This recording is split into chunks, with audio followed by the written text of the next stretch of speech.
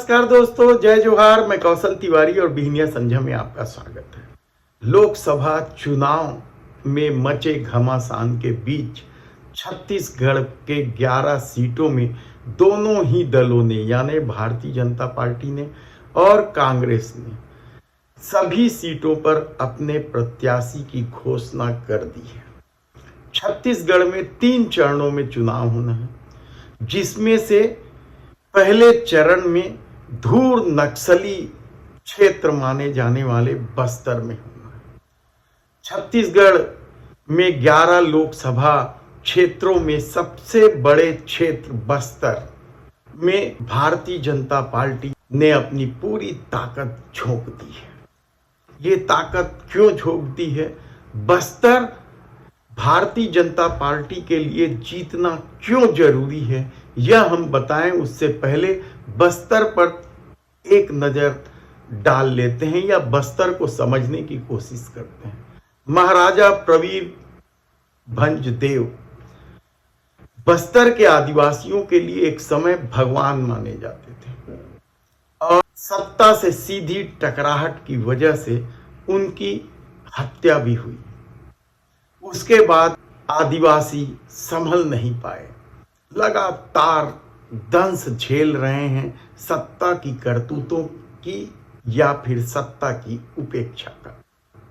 जल जंगल जमीन के लिए यहां लंबे समय से संघर्ष चल रहा है, तो दूसरी तरफ नक्सलियों और पुलिस के बीच फंसकर आदिवासी मारे जा रहे हैं। लगातार उनकी हत्या हो रही है। एक तरफ नक्सली उन्हें पुलिस का मुख भी बताकर हत्या कर देती है, तो दूसरी तरफ पुलिस नक्सलियों का साथी बताकर उनकी जान ले लेती है।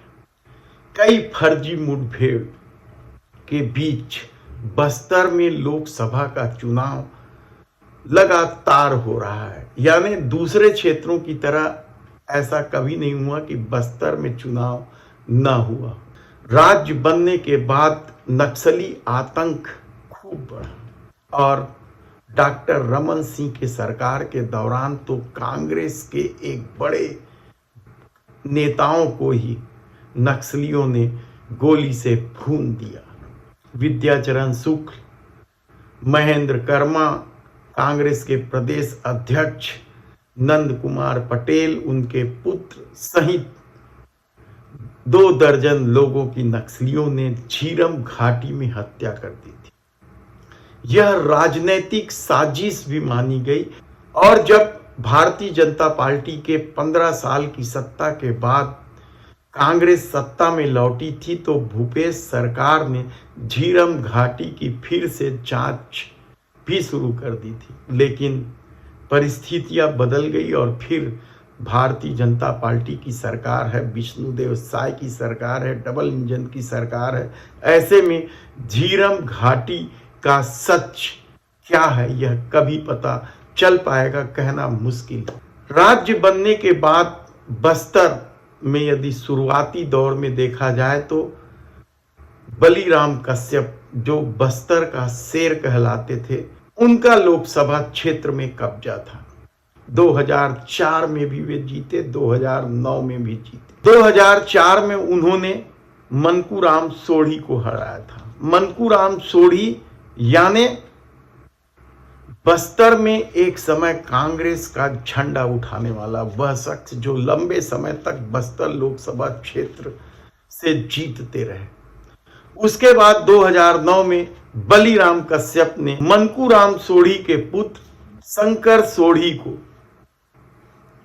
हरा दिया। इसके बाद असमय उनकी मृत्यु हो जाने के बाद सीट खाली हुई और 2011 में हुए उपचुनाव में बलीराम कश्यप परिवार के दिनेश कश्यप ने कवासी लखमा को हराया। कवासी लखमा कांग्रेस के बस्तर में बड़े नेताओं में से एक है, भूपेश सरकार में मंत्री भी रहे हैं और 2024 में भी कांग्रेस ने उन्हें टिकट दिया। 2014 में दिनेश कश्यप को ही भारतीय जनता पार्टी ने उतारा और उन्होंने बस्तर टाइगर के नाम से जाने जाने वाले महेंद्र कर्मा के पुत्र दीपक कर्मा को लोकसभा की टिकट दी, लेकिन वे नहीं जीत पाए। झीरम घाटी हत्याकांड में महेंद्र कर्मा की नक्सलियों ने हत्या कर दी थी, लेकिन 2019 मोदी लहर में यहां भाजपा ने दिनेश कश्यप की टिकट काट दी और उनकी जगह में बैदूराम कश्यप को टिकट दी, लेकिन बैदूराम कश्यप हार गए दीपक बैज से। बिल्कुल नए नवेले कांग्रेस ने प्रत्याशी दिया था और दीपक बैज यह चुनाव जीत गया। उसके बाद दीपक बैज का राजनीतिक कद भी बढ़ा। वे प्रदेश कांग्रेस के अध्यक्ष भी हैं और इस बार भी वे टिकट मांग रहे थे, लेकिन माता दंतेश्वरी का यह क्षेत्र चित्रकूट जैसे जलप्रपात के लिए दुनिया में प्रसिद्ध और दुनिया में बस्तर दशहरा भी तो प्रसिद्ध है। ऐसे क्षेत्र में इस बार भी भारतीय जनता पार्टी ने नए चेहरे को आजमाने का निर्णय लिया है और यहां महेश कश्यप को टिकट दी है और उसके मुकाबले कांग्रेस ने कवासी लखमा को टिकट दी। विधानसभा चुनाव में जिन 2 सीटों में कांग्रेस ने जीत दर्ज की थी, उसमें से एक सीट कोंटा की थी, जहां के विधायक कवासी लखमा है। उन्हें ही लोकसभा का प्रत्याशी बना दिया गया। दूसरी सीट जो कांग्रेस ने यहां जीती है वह बस्तर की सीट है, जहां से लखेश्वर बघेल ने जीत दर्ज की थी। बस्तर में 8 विधानसभा क्षेत्र है, जिसमें से 6 विधानसभा क्षेत्र कोंडागांव, नारायणपुर, जगदलपुर, चित्रकूट, बीजापुर में भारतीय जनता पार्टी का कब्जा है।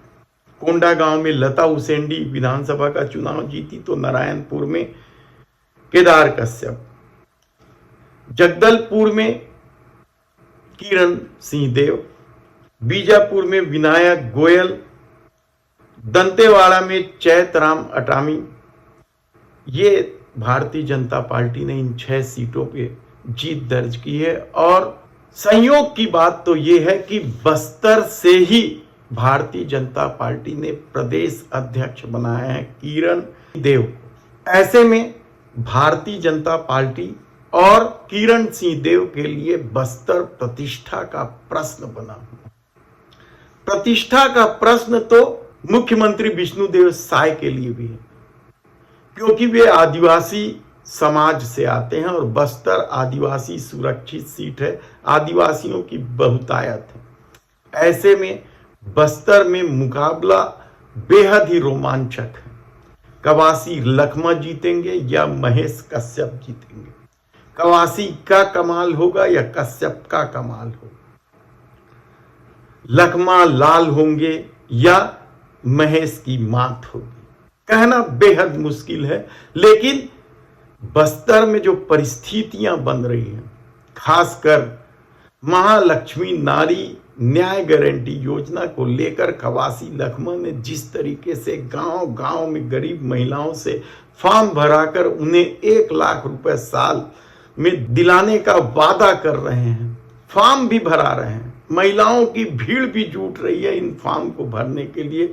ऐसे में विष्णुदेव साय और किरण देव सिंह दोनों के लिए यह प्रतिष्ठा का प्रश्न है और प्रतिष्ठा का प्रश्न तो शायद मोदी सत्ता के लिए भी है, क्योंकि जल जंगल जमीन का मामला है, क्योंकि विकास के मापदंड अपने हैं मोदी सत्ता के। वे सब कुछ अपने मित्र को सौंप कर विकास करना चाहते हैं। यानी बस्तर में जिस तरीके से खनिज संसाधन है, जिस तरीके से नगरनार स्टील प्लांट को लेकर विवाद हुआ था विधानसभा चुनाव में और प्रधानमंत्री नरेंद्र मोदी को यह कहना पड़ा था कि बस्तर के नगरनार प्लांट को हम निजी कंपनी के हाथों नहीं सौंपेंगे। नगरनार प्लांट जो एक समय आदिवासियों की जमीन पर थी, उनका शेयर था, वह एनएमडीसी को बेच दी गई चुपचाप। हफ्ते भर के भीतर उसकी रजिस्ट्री हुई थी और हमने आपको विस्तार से बताया कि किस तरीके से गुपचुप तरीके से आदिवासियों के हक की जमीन एनएमडीसी को बेच दी गई थी। और इस बार भी लोकसभा चुनाव में क्या यह प्रमुख मुद्दा है? मुद्दा तो यहाँ के मूलभूत सुविधाओं को लेकर भी है। स्कूल किस तरीके से चल रहे हैं, अस्पतालों का क्या हाल है, यह किसी से छिपा नहीं है। और आदिवासी अपनी पहचान बनाने का भी संघर्ष कर रहे हैं। उस संघर्ष में कौन साथ देगा? क्या कवासी लखमा या महेश कश्यप? कहना कठिन है, लेकिन यकीन मानिए कि यदि बस्तर में इस बार भी यदि भारतीय जनता पार्टी हार गई तो किरण देव की प्रतिष्ठा पर भी आंच आएगी। हो सकता है कि उन्हें प्रदेश अध्यक्ष के पद से इस्तीफा देना तक पड़ जाए, तो विष्णुदेव साय सरकार की भी कुर्सी पर सवाल उठेंगे। इसलिए बस्तर हर हाल में जीतना है, क्योंकि कहा जा रहा है कि बस्तर में देश के प्रधानमंत्री नरेंद्र मोदी का भी व्यक्तिगत इंटरेस्ट है। खनिज संसाधन हैं और विकास के नए सोपान के बीच किस तरीके से इस दौर में पूंजीपतियों के हाथों संसाधनों को, इस देश के संसाधनों को सौंपने की कोशिश की गई है। ऐसे में बस्तर के आदिवासी क्या सोचते हैं? क्या वे महालक्ष्मी नारी न्याय योजना में चले जाएंगे या फिर संसाधनों को सौंपती सत्ता की तरफ जाएंगे? देखना होगा। धन्यवाद।